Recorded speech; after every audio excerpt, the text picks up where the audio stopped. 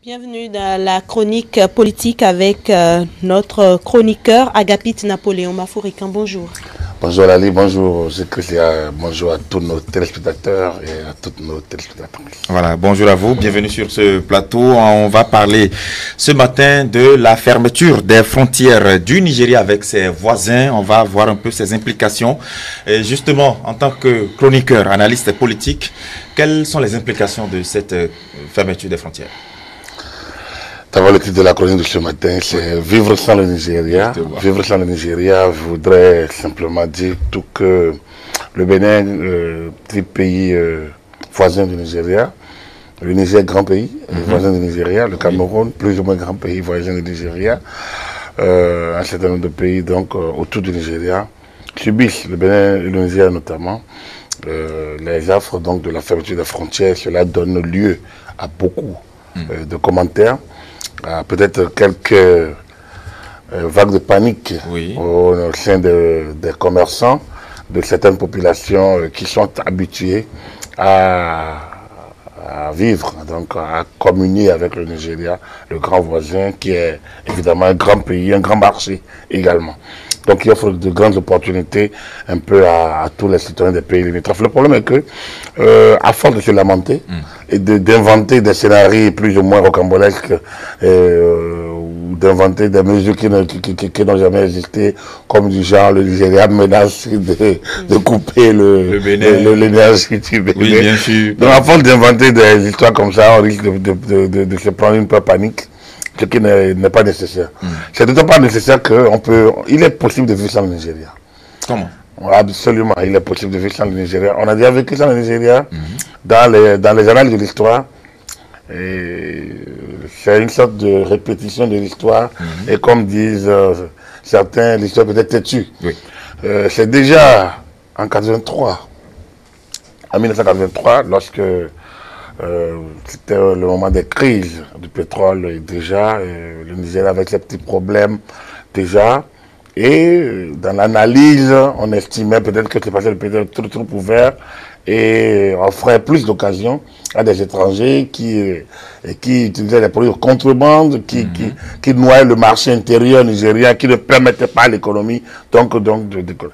Alors donc dans cette vague, dans cette foulée, apparaît au pouvoir en décembre de 83 un major général du nom de Mohamed Bouhari, qui quelques mois plus tard décida avec la junte au pouvoir donc de la fermeture des frontières. Non seulement les frontières étaient fermées, mais il fallait rapatrier les étrangers donc de la sous-région, et par vague, par camion, nous avons assisté à des déplacements massifs des étrangers, notamment des Ghanéens, quelques Ivoiriens, mais surtout des Ghanéens, des Togolais et des Béninois. On les avait vus donc déplacés par vagues, par camions, pour vider le Nigeria. Et donc la fermeture, la politique de fermeture des frontières, c'est une méthode, c'est un outil et c'est une mesure dont le général Mohamed Bouhari est habitué. Je pense que pour lui, c'est une panacée.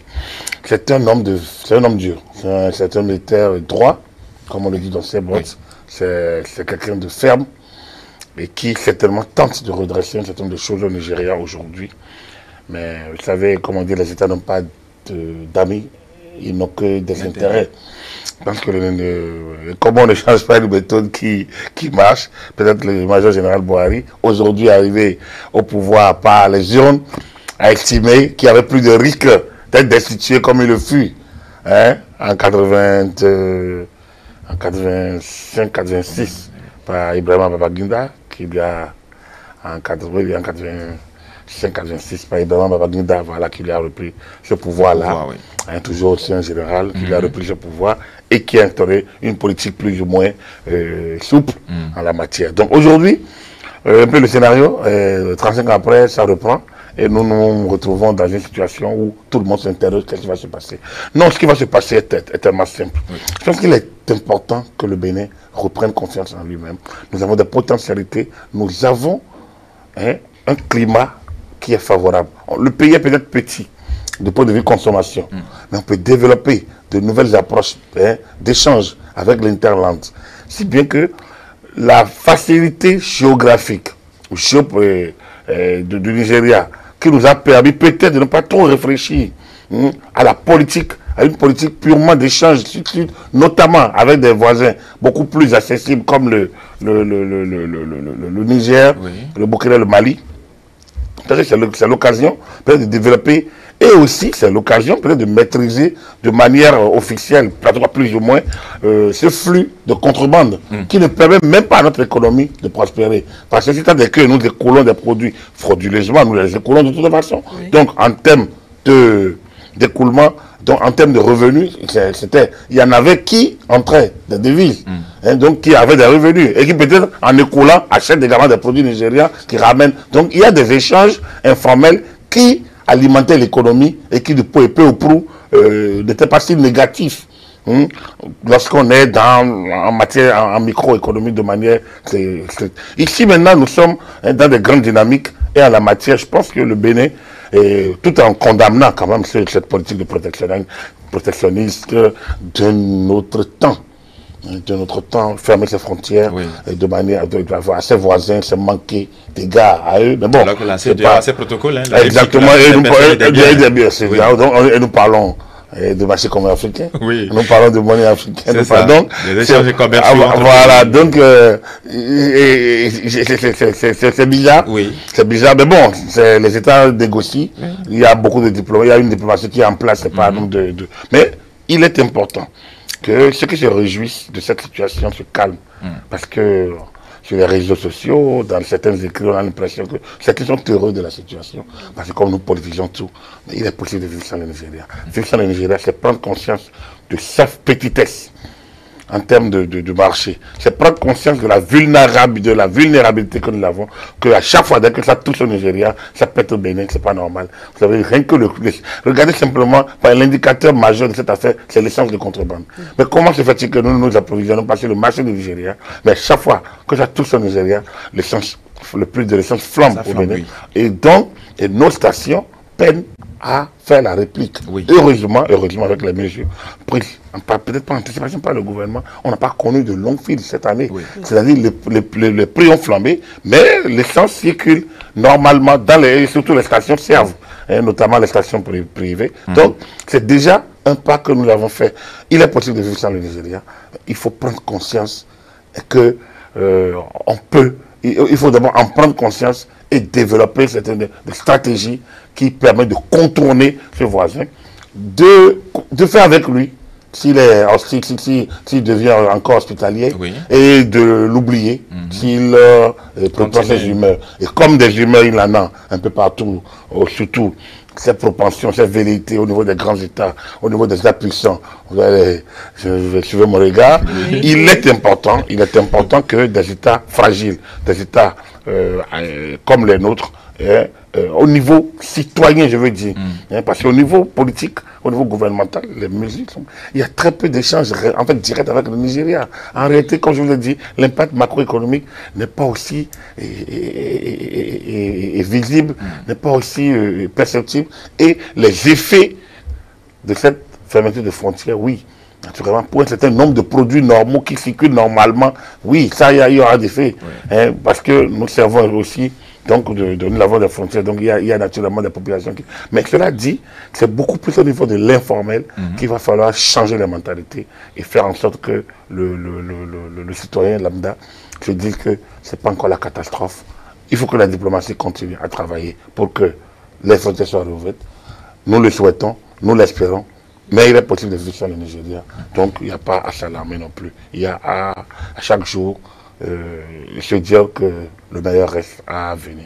C'est vrai que tout à l'heure, lorsque vous faites votre démonstration, les opérateurs économiques, ceux qui étaient habitués déjà au circuit formel, n'auront pas trop de soucis à se faire. D'ailleurs, ils continuent leurs affaires. Comment se fait-il que ceux qui sont dans l'informel soient actuellement dans le souci? Comment peuvent-ils s'y prendre pour réussir ce défi-là, vivre sans le Nigeria? Oui, non, d'abord, vous parlez de circuit formel. Non, le circuit formel, en réalité, c'est pourquoi les frontières sont fermées, c'est beaucoup plus la contrebande. Oui. Mais les frontières fermées nuisent à tout le monde.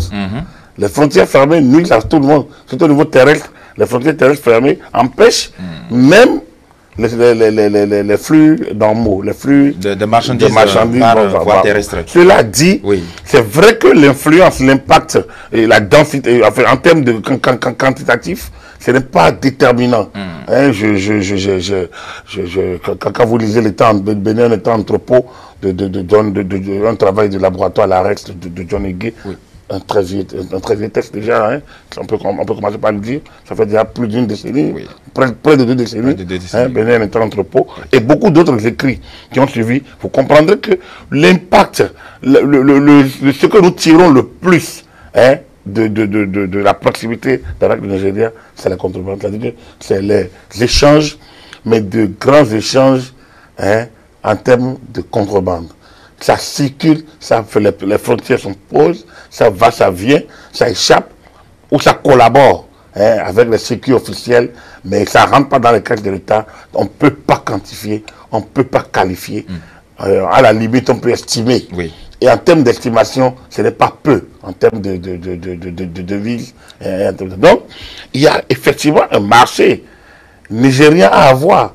Et peut-être que le circuit formel peut travailler à l'avoir.